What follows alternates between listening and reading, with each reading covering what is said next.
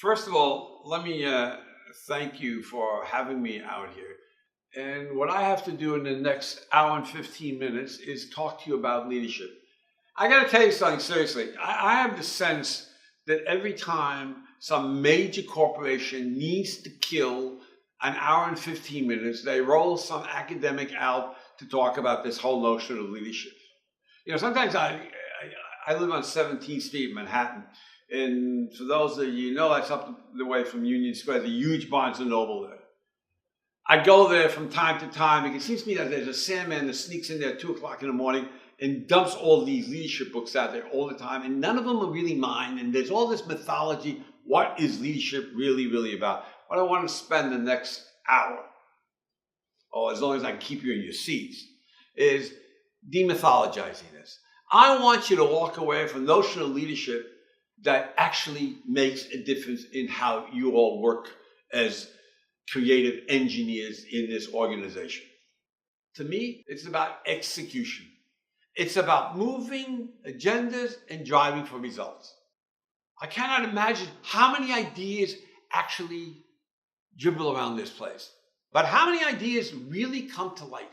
How many ideas ferment and actually surface? We talk a lot about creativity and the importance of creativity. The problem isn't creativity. The problem is execution. You want an organization that innovates, you got to move beyond ideation, beyond coming up with ideas. You've got to actually execute. And that means for you all that you've got to figure out how to get your wonderful ideas through this maze of an organization. And you know what that requires? That requires political competence.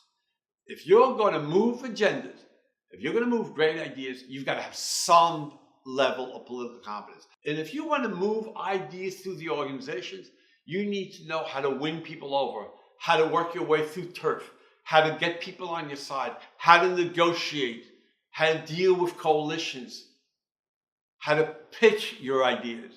You've got to be an agenda mover that's politically competent.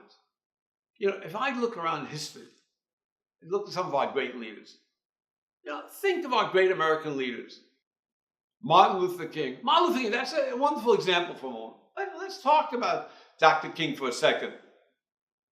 I remember once I was giving a talk in New Orleans, I think it was, and in front of a union group. And a man who at that time was older than I am now got up, and I asked him, well, he said, King was a great leader. He said, King was a great leader because he had a new vision. I took a deep breath and I said, a new vision? I'm not sure it was a new vision.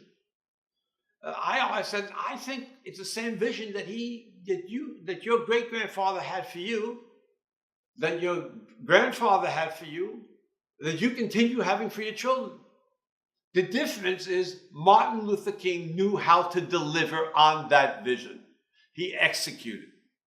My point is that we remember Martin Luther King for what he got done. Not simply for his charisma, not simply for his vision, but his tenacity and his political competence and his skill as an agenda mover. And if we look at the great leaders in history and the great corporate leaders, that's what we remember them for. That's what we remember them for. I want to spend whatever time we have left this morning, which I think is like 55 minutes or so, and I promise you I won't keep you much longer than that, talking about the skills you need to be an agenda mover. Talking about your own political competence so you can take those ideas that you come up with as engineers and make sure those ideas see the light of day.